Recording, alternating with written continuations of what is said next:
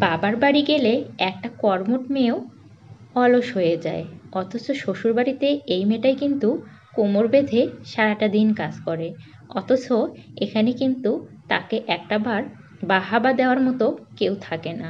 শুধু স্বামীটাই একটু বলে যাবে, কত কাজ করেছো আজকে সারাটা দিন, কিন্তু আর কেউ কিন্তু আপনাকে বলবে না। অথচ সেই মেয়েটি যখন বাবার বাড়িতে যায়, মায়েরা তখন তাকে কাজ করতেই দেয় না।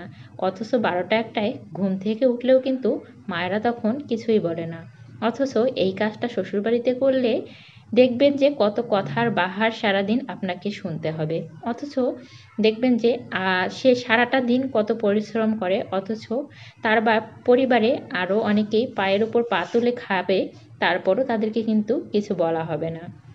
অবশ্য সব পরিবারে এরকম না, তবে বেশিরভাগ পরিবারেই এরকমটাই দেখা যায়। অথচ একটা যখন পরের ঘরের মেয়ে আপনার ঘরে যাবে, তখন যদি তাকে সহজভাবে নিজের মেয়ের মতো আপন করে নেওয়া যায়, তখন তাকে কিন্তু রাগ হলেও কিছু মনে হবে না। কারণ সেও তখন আপনাকে আপন করে নেবে। কারণ এখানে তো আপনার কোনো সামঞ্জস্য আপনি তৈরি করেননি, যার কারণে এখানে সহজভাবেও কিন্তু আপনি বসবাস করতে পারবেন। একটা মেয়ে শ্বশুরবাড়িতে আসার পর কিন্তু শাশুড়ির কাছেই বেশিরভাগ জিনিস শিখে থাকে। তো আপনি যদি খারাপ কিছু করেন, তো মেয়েটি কিন্তু আপনার কাছে খারাপ কিছুই শিখবে। তাই সবসময় চেষ্টা করতে হবে ভালো কিছু দিয়ে ভালো কিছু নেওয়ার জন্য।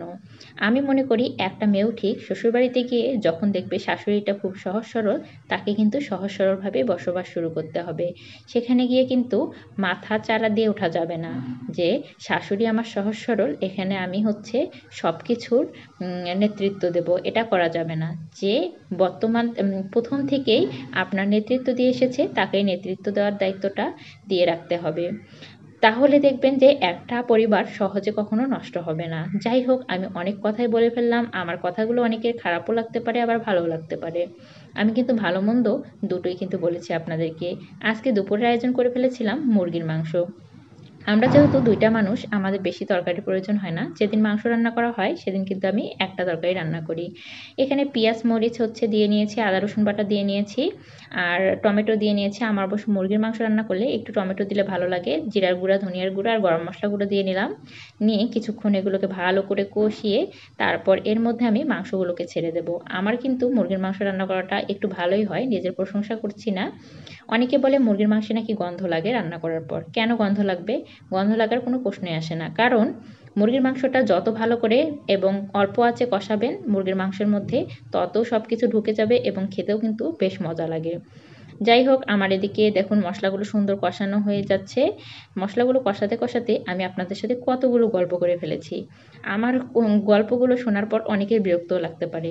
কিন্তু বিরক্ত লাগলে অবশ্যই কমেন্ট করে জানাবেন, ভালো লাগলেও কমেন্ট করে জানাবেন। আমি কিন্তু এখানে ২টা রসুনও দিয়ে নিয়েছি। আমার অবশ্য মুরগির মাংসে বলুন, গরুর মাংসে বলুন, রসুন দিলে খুব মজা লাগে। এটা অবশ্য খাসির মাংসে রসুনগুলো দিলে বেশি মজা হয়। তবে মাংসে দেশি রসুনটা দিলে বেশি টেস্ট লাগে। আমার রান্নাটা কেমন হলো এবং আমার কথাগুলো কেমন লেগেছে আপনাদের অবশ্যই কিন্তু কমেন্ট করে জানাবেন। আমি বেশি যদিও বা ভালো কথা বলতে পারি না, তারপরও মোটামুটি বলার চেষ্টা করি। যতটুকু পারি ভালোভাবে বলার চেষ্টা করি। আর কালারটা দেখুন কতটা সুন্দর হয়েছে।